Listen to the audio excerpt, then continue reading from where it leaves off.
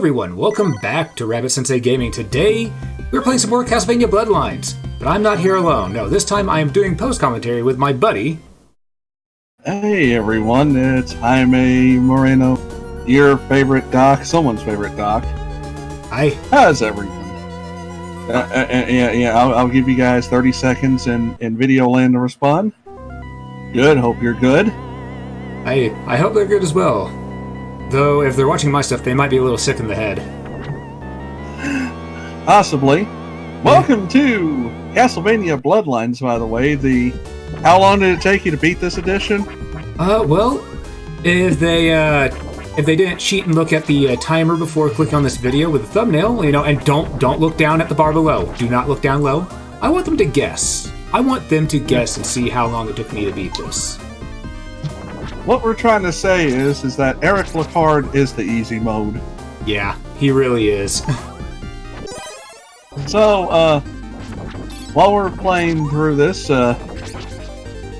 keep your eyes peeled to your podcast source of choice. Rabbit and I have something cooking. Hey, that we do. Yes, we shall. And also, as much as I advised him I've been on a semi-break from producing content. Hopefully Rabbit will get the rest he needs to, because we love you, man. Don't overdo it. I'll try not to. I plan on taking a break in December, because I've got some backlog content that I'm going to be putting up top whenever that month rolls around. So, yeah. Well, yes, our project is going to be an audio drama, and before you roll your eyes and go, don't we have enough of those? You got plenty of them, but we're going to actually put some effort into this. Yeah. Combining my writing and Rabbit's dulcet tones. Dulcet tones? I didn't know my voice was that soothing. I don't know. We'll find out, won't we? Yeah, I guess we will.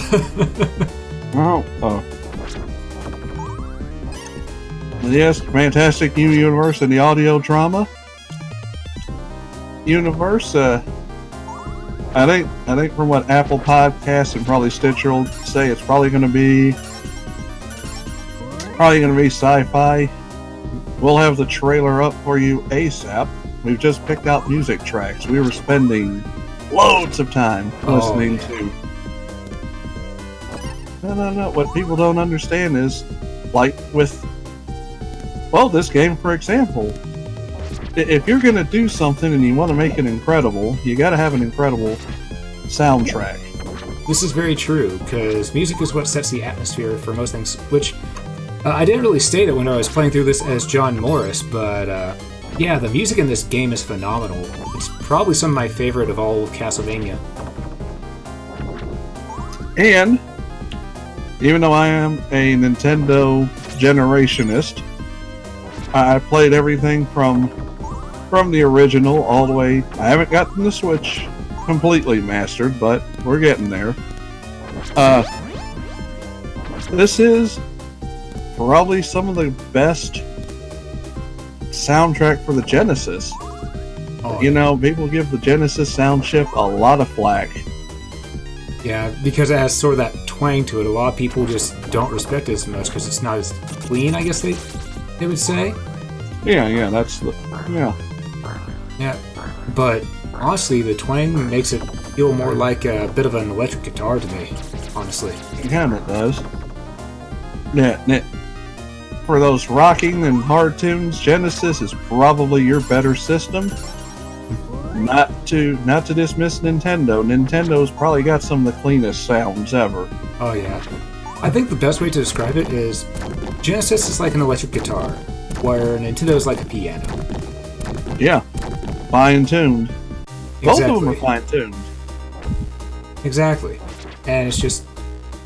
It's the thing of pick your poison, and I can't believe I let the White Dragon hit me right there. I just honestly can't believe I let it do that. I'd run through that too. That happens to me in that spot. Yeah. And also, as you've probably noticed, we've made it to this point already without losing a single life. When I was going through this John Morris, I was at least close to losing a single life by this point.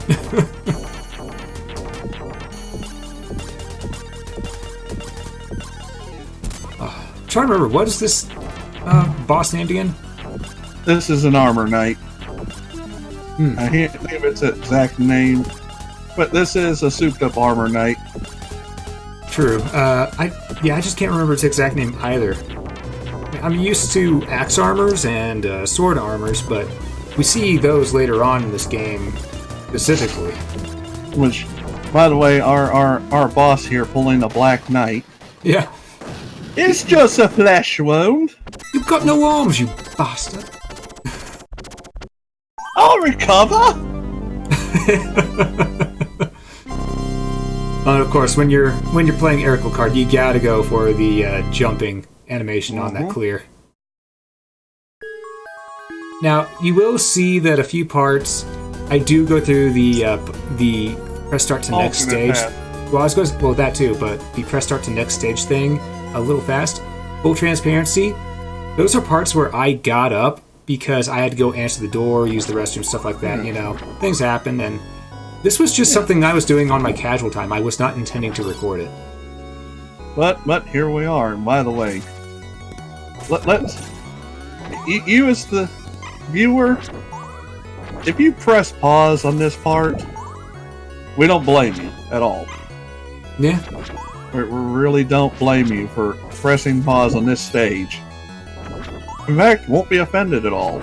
Yeah, this stage is good looking. This is a gorgeous stage. Yeah, probably the best water level I've ever seen in an action platformer. And the transition is not... You know where you get the letdown in the transition from a beautiful stage to another part? You don't get that here. Yeah, because all the way through, it's just... It feels like you're going across Atlantis, honestly. And look at that parallax scrolling going upward. Yeah, and it's interesting because the parallax scrolling is actually in the foreground instead of the background. We don't usually see it that often. No. What we're trying to say is when Konami was good, they were damn good. I miss 90s Konami. And they made this game to impress. Yeah, they really did. And impress they certainly did, because even though my first Castlevania was the original on the NES, the second Castlevania I ever played was Bloodlines. And I played it back in the day on Sega Channel. Something that a lot of people probably don't even know was a thing. Oh, I know it was a thing. I was in... I lived in Metro Dallas at the time. Our family did, so we had it. Ah. Yeah. It was ahead of its time. It was essentially Netflix for Sega games before the internet was even really out there for people. It was just going through the coaxial. Mm-hmm. But it is an incredible... It was an incredible feat for television. Agreed. It was way ahead of its time.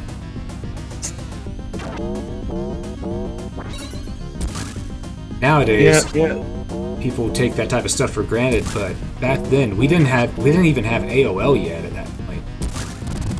Oh, you were getting it direct coax, which, by the way, in its own way, Sega Channel did revolutionize internet. Yeah. Yeah, they did. Because they proved that you did not need a direct subscriber line to do internet. This is very true. You could use the same coaxial signal that you got your cable TV through. Hey, and nowadays that's how everything is going. It's broadband everywhere. Otherwise, you're just sort of in the dark ages now. Yeah, like my system, I am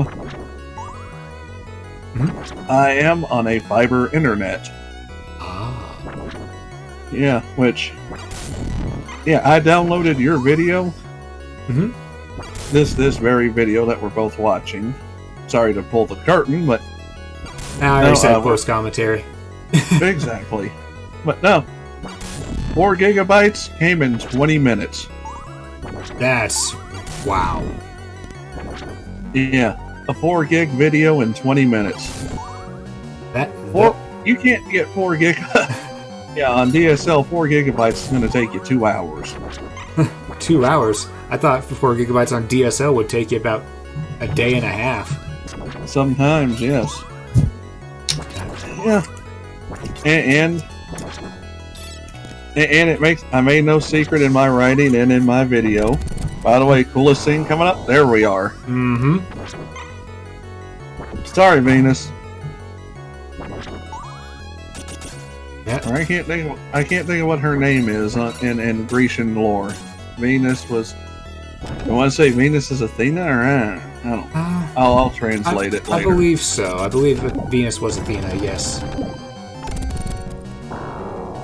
Either that or Persephone. One of the two. It could be Persephone. Either way.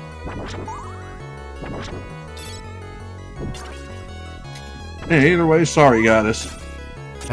You had to make a sacrifice. Yeah, I mean, humankind sacrificed enough to the gods and goddesses back in the day. It's about time they returned the favor. Oh, yeah, I know. You missed that behind you, by the way. Oh? That's breakable for wall chicken. Really? I didn't know that. Yeah, you saw those lines in it. Huh. Yeah, if it has lines, it's probably breakable, kids.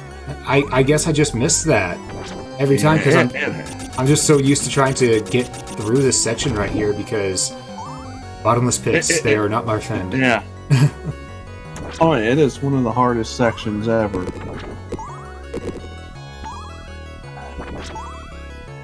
Oh no, that's just a cool parallax background. Yeah, I love the boat in the background. I don't know what boat it is. I'm guessing it's probably the brought up Titanic or something like that, or at least half of it. No, it's another boat because this is in ancient Greece, or the ancient Greece analog. True. Oh no, that'd just be ancient Greece then, because Castlevania follows actual world rules. So. Well, that's a modern ship. There was a ship that sunk in the 1800s on the coast. So, by the way, ladies and gentlemen, this is a golem. Yep.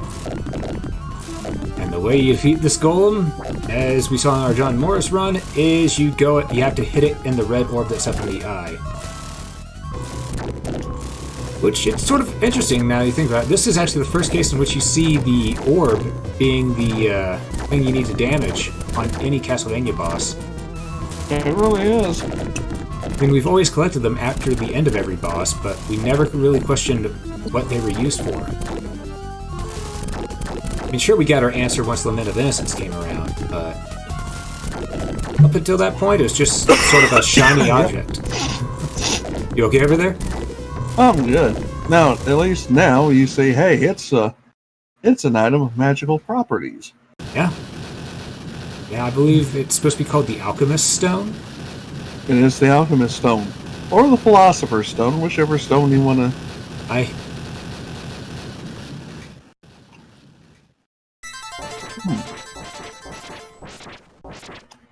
Oh, man. And no, kids. That's not the Sorcerer's Stone. Yeah. Sorcerer's Stone... I don't know what to say about that. It's just that I liked the books when I was younger, but nowadays there's been a group of people who have sort of ruined it for me. Everyone. That's everyone.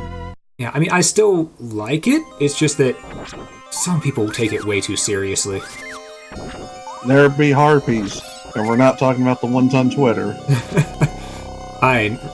Now we're talking about the ones who are here, and fun fact, if you never noticed this during the other playthrough as well, but when you kill a harpy in this game, you straight up blob off its head. Uh-huh. Which is following. Yeah. Did he just... Yes. These Minotaurs, they take the pillars out of the out from underneath. They are not above, you know, just destroying the building to destroy you. Because they can. Exactly. Honestly, though, whenever they do that, it makes it easier to deal with them. And also, yes, folks, you see breasts in this game. You'll deal. Yeah, and I didn't even really think about it whenever I was doing the playthrough last time, but yeah, you do see them.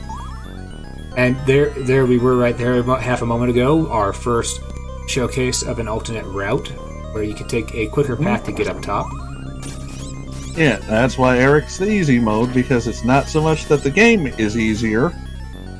It's just the game still wants to hurt you. Yeah, it's just that you have more options.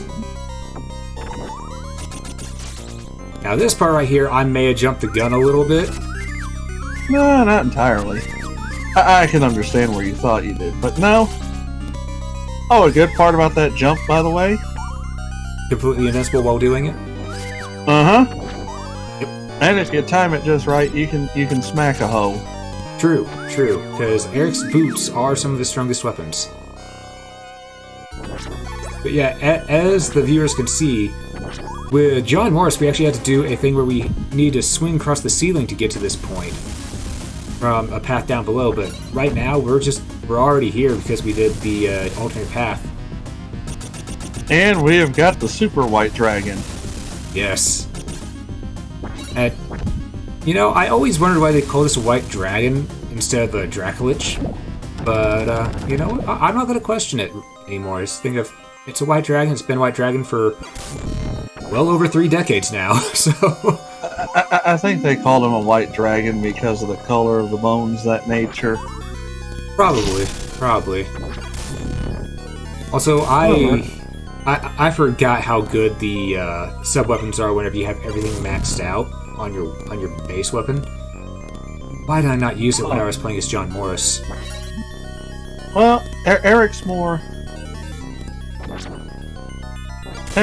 inclined, honestly, for magic. John is your straight up Belmont brawler. True. Be blunt. As we find out later in Portrait of Ruin. Yeah, that came at a price. Uh-huh. But at the same time, it was also sort of fitting when you think about it, because since John Morris's father was supposed to be Quincy Morris, it means that he sort of went out the same way Quincy did in Bram Stoker's Dracula. Yep. Because a lot of people tend to forget that it wasn't Von Helsing or the boyfriend who ended up killing Dracula in Bram Stoker's novel. It was Quincy Morris, the Texan. Yep, with a stake through the heart and a Bowie knife to the throat. Yep. And of course, yes, Wilhelmina had to finish him off to complete the story, but yeah, the true victory goes to Quincy. Oh, the auto-scrolling part. I hate auto-scrolling in Castlevania. Oh, I do too, but at least here... Yeah, here I have Eric to do it with, so... and just look at the visual. True. The visual is amazing. Though, while you're going through it, you don't quite think that at the time. You're thinking, Mommy, let me off this ride. Exactly. So I remember the playthrough with John Morris that I had. I did not have the boomerang at the time, or if I did, I did not have enough jewels. So I did not get the luxury of throwing a boomerang every time one of those gargoyles decided to pop up on screen. I had to do it the old-fashioned way and just try to avoid and whip.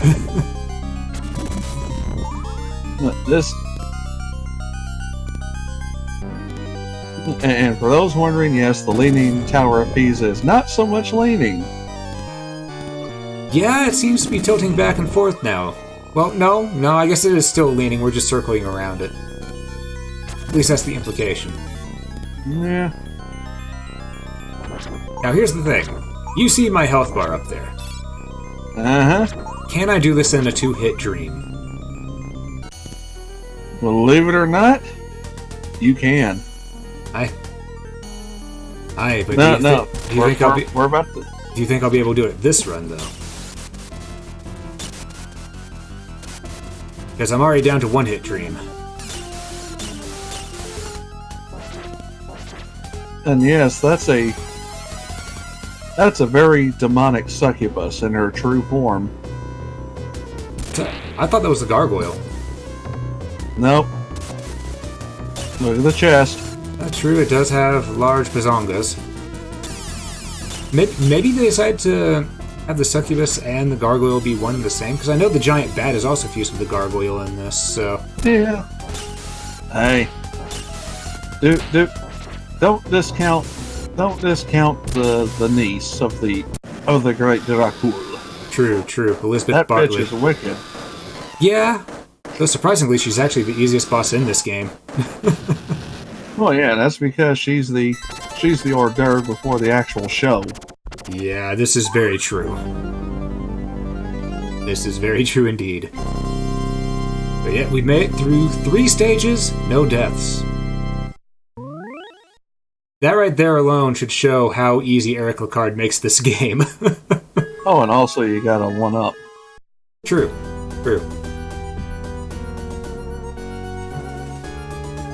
By the way, we made it through a third of this video. Yes, we have. Aye. A third of the whole video. This might be broken up. This might not be.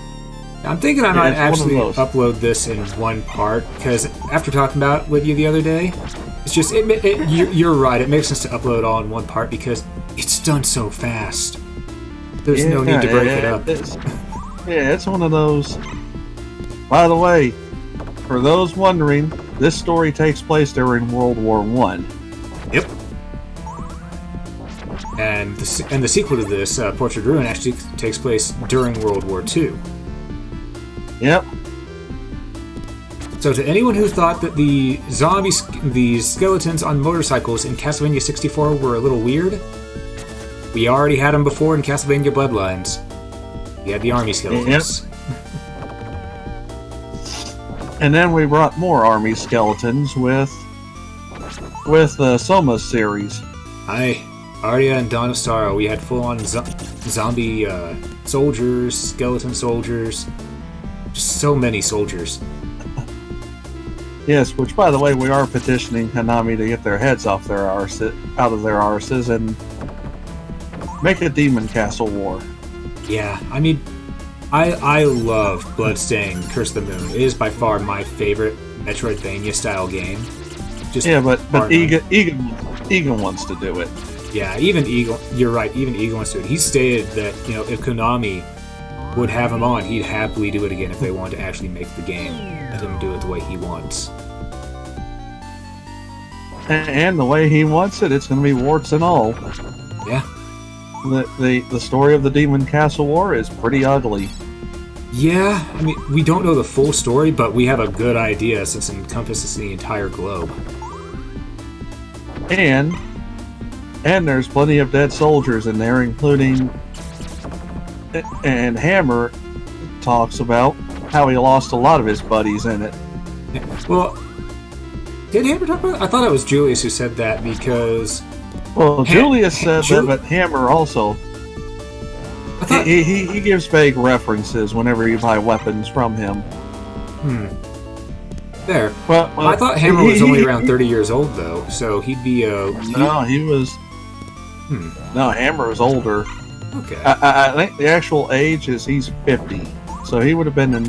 Well, no, Julius is 50, at least by Dawn of Sorrow, Julius is 53 by Dawn of Sorrow, which takes place 1 year after Arya.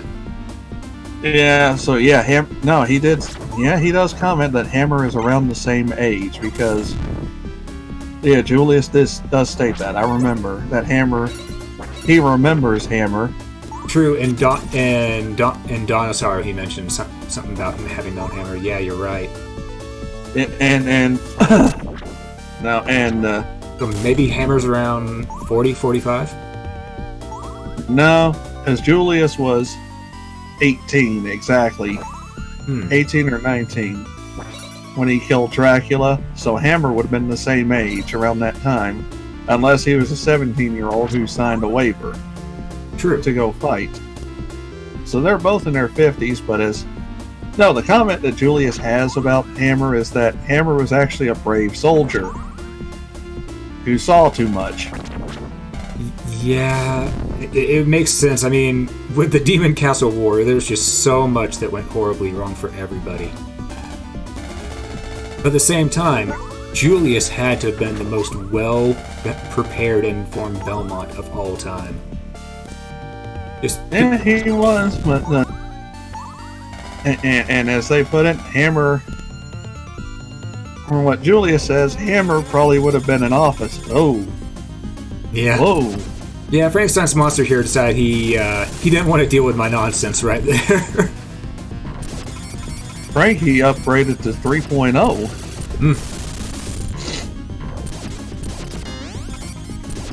And when do you think that sprite work that they had for Frankenstein's monster there was really detailed? Oh, yeah. Oh, but folks, that's a mini-boss. Oh god, this part right here sucks. Oh, yeah. Because those circular blades right there, if you touch them, that's half your HP gone. All your... I mean your total HP. So where I'm at right now in my life bar, if I hit that once, I'm Dunyan Rings. Now you're really Dunyan Rings if you hit it. Yeah.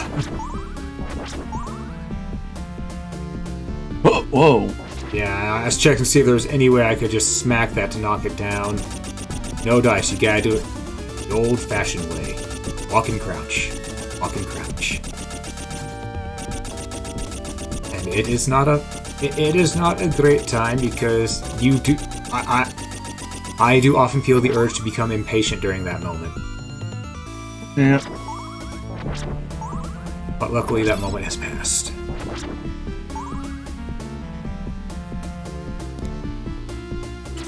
This part.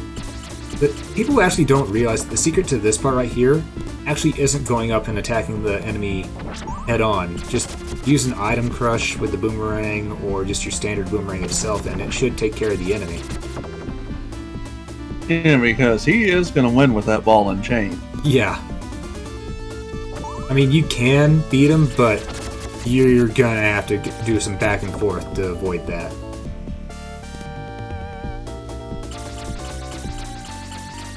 As we've said, Eric with his spear still will not reach it in time to avoid a spike to the head. Yeah. Which is a little sad because, my god, the knockback in this game is brutal. I mean, I know that sort of goes without saying, it's Castlevania, but that is one thing from the past that I'm glad has changed. Just the fact that knockback is no longer as prevalent in action platformers anymore. And now we have Vector Man. Yeah. Dracula tried to rebuild him. He thought he could make him stronger because he had the technology. Little did he know, Vector Man did not need gears.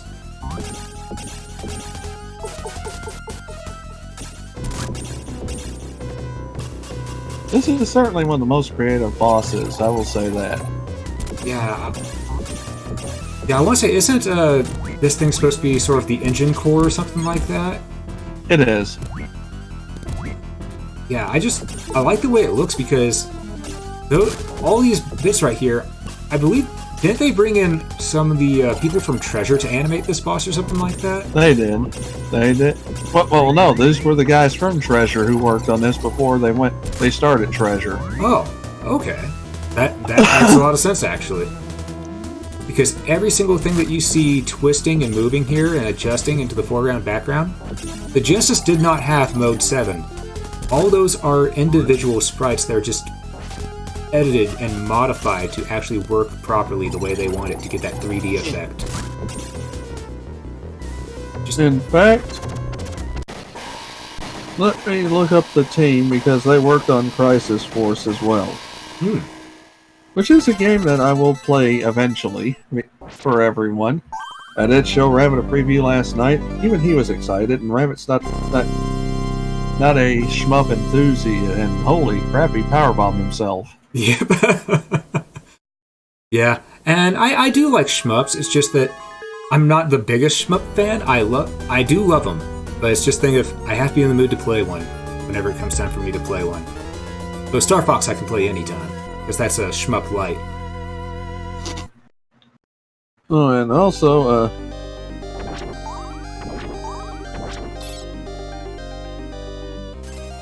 a lot of this music, by the way, you can credit to one of Konami's, well, biggest fraternities.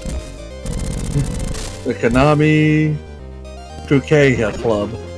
Yeah. Also, if I remember correctly, didn't the lady who did a lot of the soundtrack for Symphony of the Night work on this as well? No, Symphony of the Night was her first rodeo. Believe it or not. Well then. That was one hell of a first rodeo. Oh yeah, she got on the horse and, you know. But yeah. Yeah, Konami Kukeha Club. Literally known as the Square Wave Club. Huh. For those who don't know what the Square Wave is or what it means, chiptunes. Yep. Chiptunes run on a square wave. Hence why it's called a chip, because it's boxy. It's different. Hey, it sounds so damn good. Though that might also be partially my nostalgia right there, seeing as how I love chiptune and all that. No, chiptunes are great if you can master it. Right? Yeah. It's hard to find good chiptune artists though, because if I could find someone, I'd see if they'd be willing to do me a commission and just remake my outro that I currently have in chiptune. Oh yeah. I just love chiptune that much. It's such a good medium. Yeah. I thoroughly believe that whenever designing a game or a movie or anything that has to have a soundtrack, really, what people should do is they should have to make tunes with an 8-bit or 16-bit chiptune set first, because if you can do it with something that's that limited, then it can be converted to something that's even grander, so much easier. And just, I guess what I'm trying to say is, if you can make something sound good while it's in chiptune, then you can guaranteed make it sound good with instruments. Like Clayton from Cell Dweller. Exactly. A lot of his music that he does lately, he upgraded his equipment. Oh. Yeah, he upgraded his equipment massively. Nice. Yeah, now he's running on an Apple II.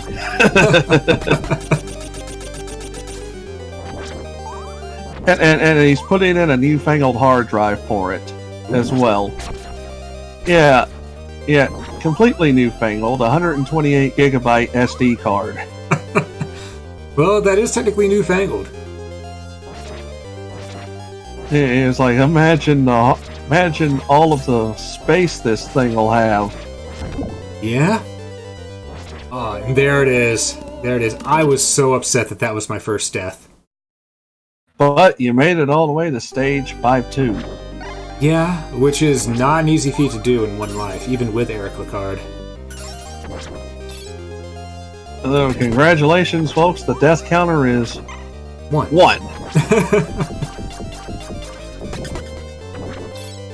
Don't get used to don't. In fact, there probably won't be a death counter. That's how. Yeah, I can guarantee you I won't be putting a death counter in, because I won't need it. You'll be able to tell how many deaths I had by the end of the video. Yeah. It's gonna be single digit. Yep. Because this game right here, the fact that I normally play through it as John Morris, I think helped train me for being able to avoid the nonsense as Eric. I'll be honest. Yeah. Yeah, I may have made a mistake right there and having all of them look back at me. Because I was looking back to see if they were looking back to see if I was looking back to see if they were looking back at me. And the You answer... got that? Yep.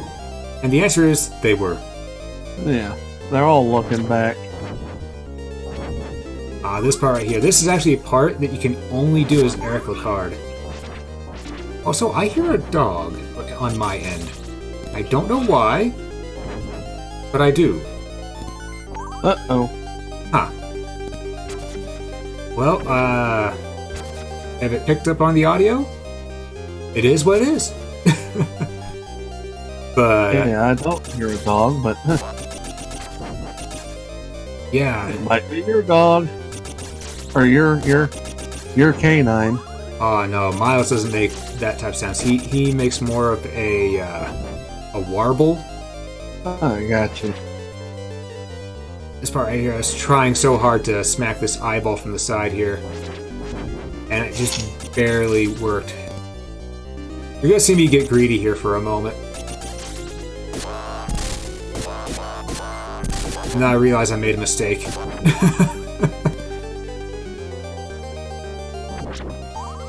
But yeah, fun fact, this part right here, with Eric, is the only time you actually get to see Fleamen in their actual Fleaman design, not the Hunchbacks that have been renamed as Fleamen.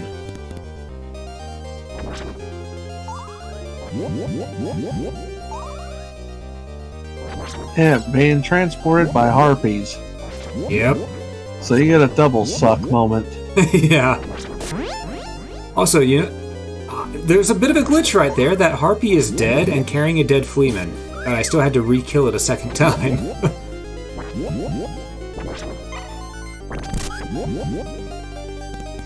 Every game has its glitches, especially older ones. But Yeah. that just makes them a little bit more fun to find, too, honestly. Some of the glitches are, but yeah, like some of those glitches are just hilarious. Exactly. Eric, get down. Get down. Oh, not that far down. Oh! Yeah, that's sort of a dirty trick they pull on you right there. But you don't start back in the middle of nowhere. Yeah, thankfully. Thankfully. Now I do hear a dog. Yeah, I know, he's getting louder. Oh, boy. Alright. Well, Jaime, let's pause the recording right here, and we'll make a cut for whenever I go and take care of this real quick. Alright. Oh. Alright, and yeah, we're back. Sorry about that little cut there, folks. Had to go ahead and, you know, get the dog that was in the other room to go ahead and go to where he needed to be, because the dog was upset because, frankly, the dog's owner left the room and was just standing outside the window, sort of taunting it. Not really taunting it, but just sort of playing with it in the sense that the whole "I'm outside, you're inside, don't you want to come outside" type of playing. And it's thing of, I find that type of playing cool, but in the end, it's thing of, they're not the only one who lives here, so...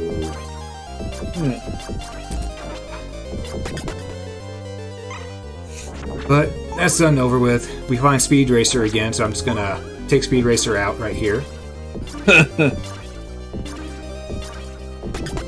Oh! Yeah, the first ever and only Gatling armor. And it is already dead.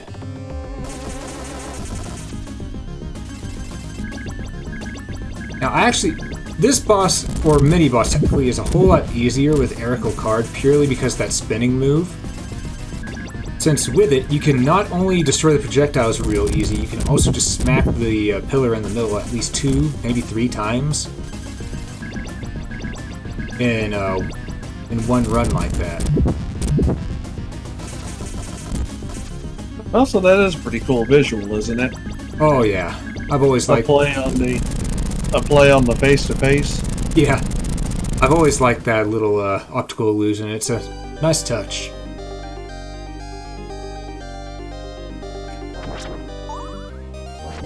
But yes, as you can see, we are already near the boss of this area. And honestly, I'm surprised that I'm here already. Because after stage 5, there's only stage 6. Yep. So, yeah. I remember when I was playing through this the other day, the first time, I was thinking, how many stages are there in this one again? Don't Castlevania stages normally have 8? Castlevania games normally have 8 stages? And normally, I think they do have 8 stages, but this one, no. Just 6 stages only. Fairly short for a Castlevania game. And here we have Mothra's evil twin. Yeah.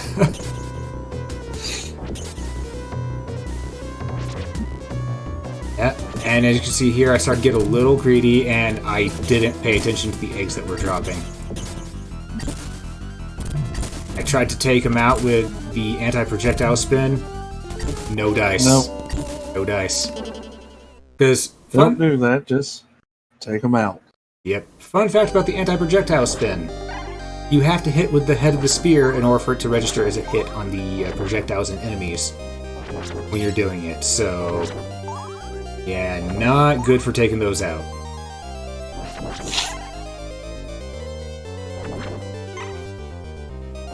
But, on the bright side, could have been far worse. I mean, yeah, we died, but it could have been our last life.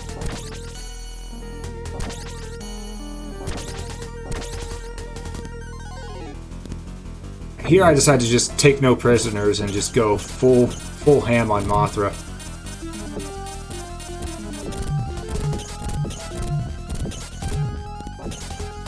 Which is the best strategy. Doesn't give her a chance to lay eggs. Yep. Exactly. And it's just, with how easily Mothra gets stun locked, there's not really a reason not to hit the enemy at all. And like that, that's stage 5 down. Huh. So, what's that timer at now, you think? Would you say around 40-something minutes? 42. 42. Yep. Alright, stage 6. Proserpina. On the Isles of England. Hey. Oh, man. I just love the way that they have the background set up on here, because not only do you get the parallax scrolling with the class, but you can see the city slowly moving. I don't appreciate them getting the Medusa head's projectile attack, but yeah, it's a cool way to do it. And since they had so many limitations with sprites, they didn't put any stars in the sky back there.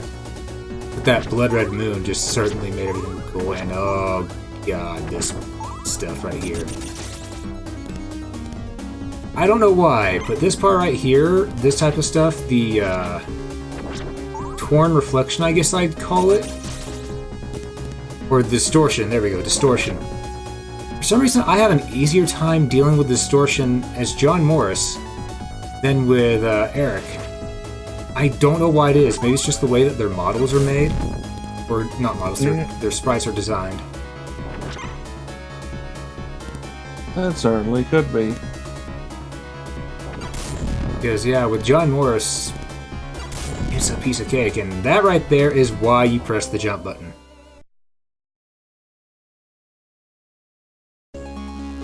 Yeah.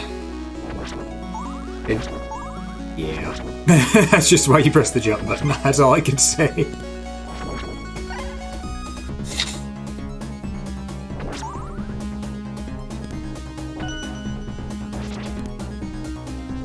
But yes, Jaime, you've played through this game before, correct? Uh-huh.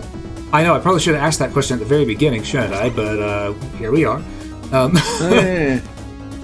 Yeah. This is the part you're going to hate the most, as Rabbit has said, because you're what's the best way to say it? It plays tricks with your minds like a funhouse mirror. It does, and it's supposed to... Now, here's the rest of the Mickey Mouse fuckery. Yeah. Never heard it called that before, but yeah, that is accurate. But yeah, this part right here, I think the hardest part for me on this is the... Back turn upside down. Well, As I'm upside down, I can adjust to. It's the spinning orbs, the fact that they're on every platform while I'm upside down. That's an extra layer on top of everything. That does screw with you. But luckily that part isn't very long. It's nice and short. But it will get a few people. Those two rooms back there are game enders, essentially. The people who haven't practiced. Oof.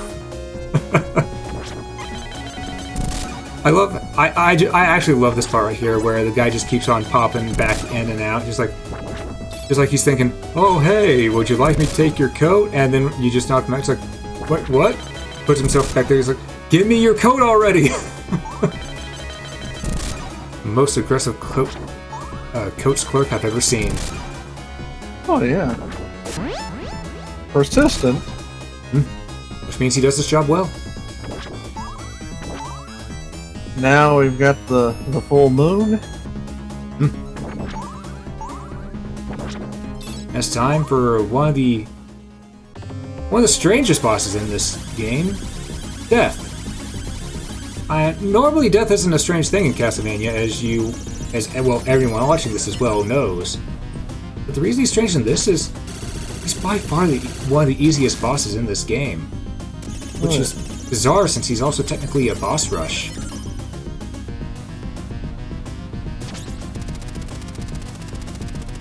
I don't know about you, but whenever I think boss rush, I think, wow, this is going to take a while. Not in this game. Especially when you see how much HP this gargoyle drops from one hit with an axe.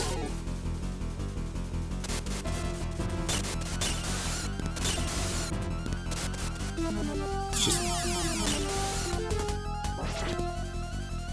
yeah, it's just an interesting thing that they made Death one of the easier enemies in this. I'm guessing they probably did it at the end here because, as most people know, this specific Castlevania has limited continues, whereas every other Castlevania does not.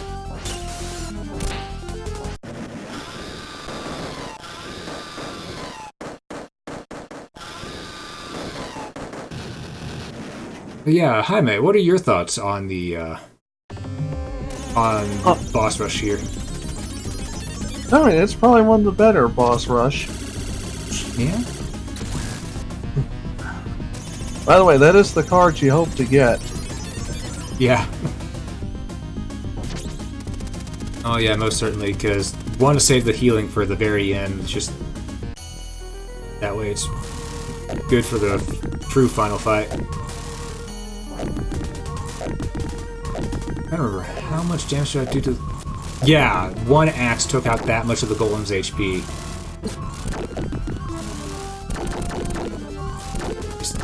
It's insane how much they weaken the bosses for the boss rush. I never would have expected them to do that. I thought they'd just keep them all at the same health as they used to be.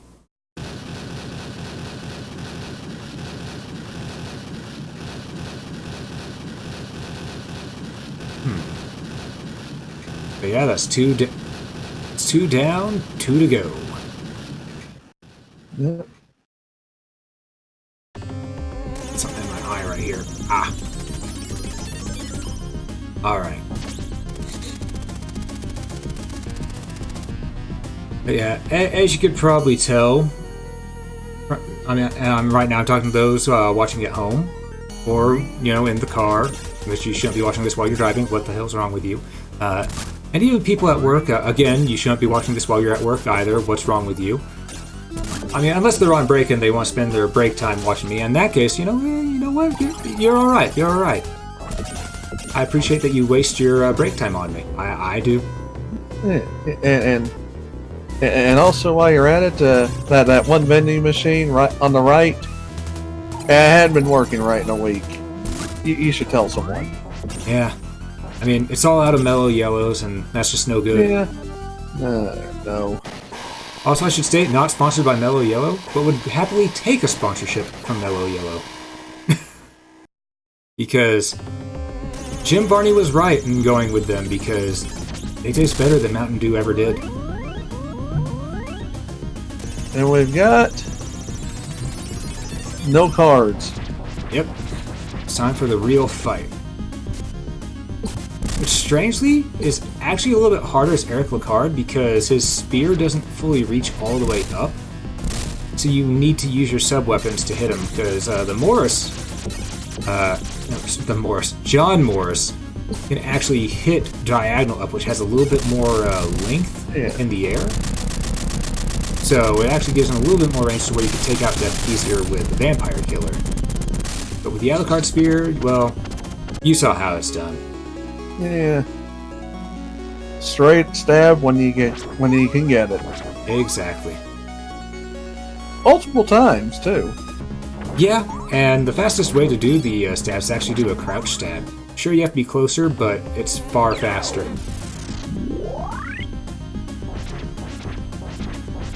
Oh. This part of the boss fight. This part can actually cause problems.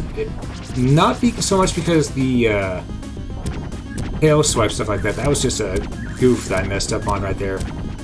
But the eye lasers, if you're not at just the right pixel measurements whenever you're ducking for that sweeping fire motion, not the one that just sweeps top down, but the infinity symbol one, or the DNA strand one, you're getting hit.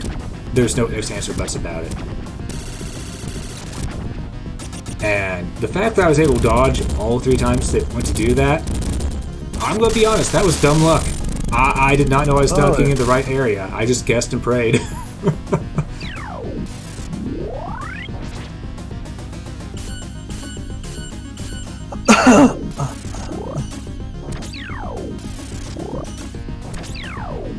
Right here, though, is probably the easiest part about the boss fight because you just go back. You okay over there, bud? Oh, good. Just had some food or something go down the wrong tube, I'm guessing. Or the allergy. Oh, yeah, right. It is allergy season yet again.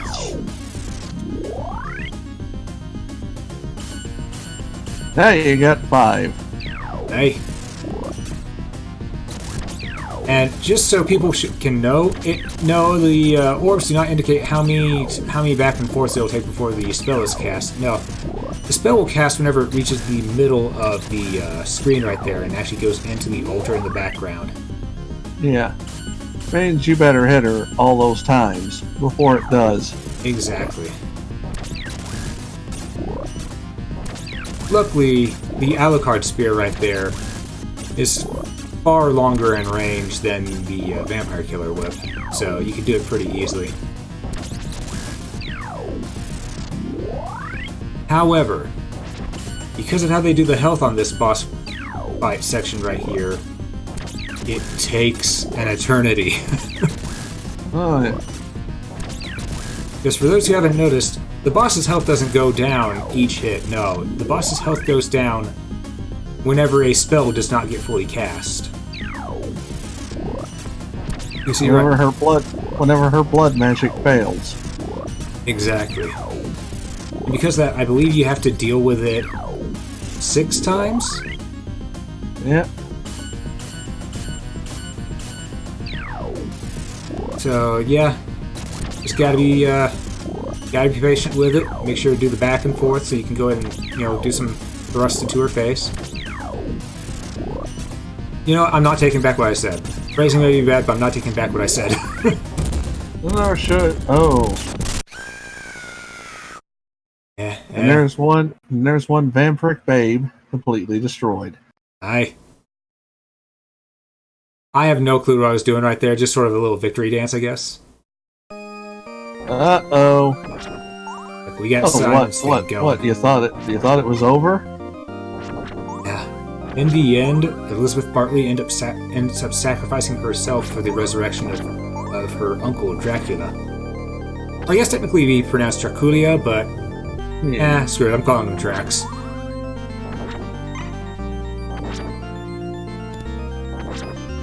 So, Drax right here comes back from the grave yet again, and we have 3 lives to kill him in, technically, because 0-0 counts as a life. And Drac comes back a little bit early. Aye. Which is why he's not quite at full power here. Because one, Elizabeth was not exactly a virgin. Yeah. And two, the only reason that he's able to revive even slightly is because the blood sacrifice that was done through World War I. No joke, the lore to this game is that Elizabeth Bartley ignites World War I purely to be a blood sacrifice to resurrect Dracula. So, yeah. And, possessing the spirit of Franz Ferdinand. Yep. And as the lore goes. Exactly. And here people think that what happened in Full Metal Alchemist Brotherhood was hardcore.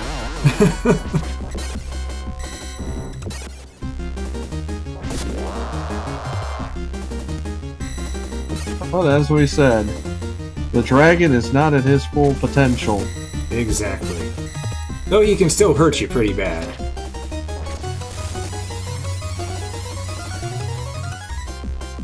Alright, time to show what we can do. It is Final Form time. Honestly, Final Form is normally where I tend to panic the most because, it's a thing of, okay, gotta do it right, gotta do it perfect at this point. And if I screw up once, it's just, it cascades down in a waterfall of suck, pretty much.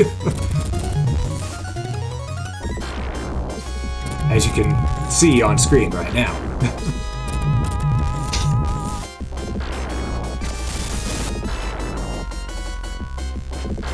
Yeah, this is where we start, seeing Dracula and his penchant for chaos. Aye. And this part right here. Normally, once you get to this point, the game's over and you've won. But I had something happen that doesn't normally happen. Yeah, the bones flew towards me. Normally they fly behind him. On. Yep, I couldn't move forward because the bones were right there. So, yeah. I sort of got a little round. Right. Gravity. Gravity is an instant winner.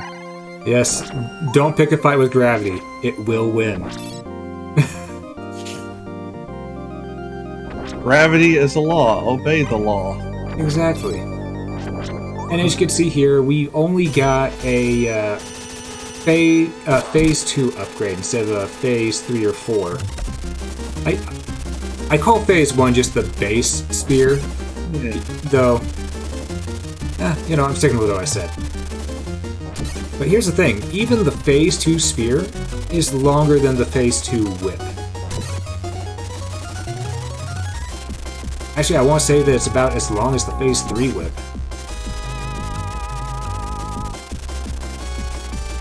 Yep, yeah, it actually is. It helps that it also attacks faster, too. But one thing I actually never mentioned this entire time is, because Eric Lecarde attacks faster with the Alucard Spear, it actually does a little bit less damage. So, creatures that normally take maybe 3 hits take 4, and so on and so forth. Yep. Oh, and also nerd time. Time to get into the lore of the spear. Yes. Konami localization did get the name of the spear wrong. Yeah, it's not the Alucard Spear. It is the Alucard Spear, as in Spear of the Son of Dracula himself. Yep. Whom we will see in about a couple of years after this game. Exactly. I mean, actually, yeah, Symphony of the Night was the one to come out right after this game, because didn't this game technically come out a month or so after Rondo of Blood or something like that? And then... Yep. Oh, man. And if this was technically the last classic Vania to come out, what a good game to go out on for the style.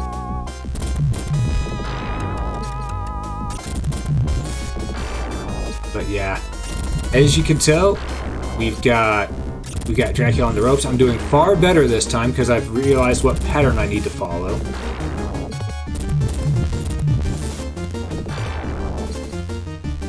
And we're just gonna poke him in the feet. Oh, another fun fact about these Classicvanias that a lot of people don't know about. You can get critical hits. It's a rare chance that it happens. I want to say it's a 1 in 30 chance. It is.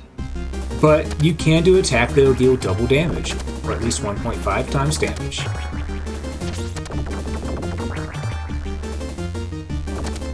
And the weapon that favors it The whip. is the one the whip is the sub-weapon, then, to be blunt, that favors it. Holy water. Yeah, Holy Water does favor it quite a bit. But yeah, like that, we have beaten the game without using a single continue. Yep. I'll be honest, that's something I never thought I'd do, even as Eric Lecarde. Time for your alchemy stone. Hey. Yeah, and something that a lot of people tend to forget about those alchemist stones is that technically each one of them contains a body part of Vlad himself. Yep. And there we see the castle crumble, and Eric has succeeded in his duty as a vampire hunter. Whenever that pops up on screen, I thought it'd be sooner. I've already said it. And it's only just now popping up on screen. Woohoo! Huzzah! And that, everyone, is Castlevania Bloodlines, also known as Castlevania The New Generation in Europe and... Europe and Japan. That's Europe for you. Yeah. But honestly, I think Bloodlines is a more fitting name. It is. Because it does take the story of two bloodlines. Yep, Armor Battler. I was right, it's an Armor Knight. Yep. Well, Jaime, final thoughts? Again, one of the last of the Classicvanias. It was a hell of a way to go.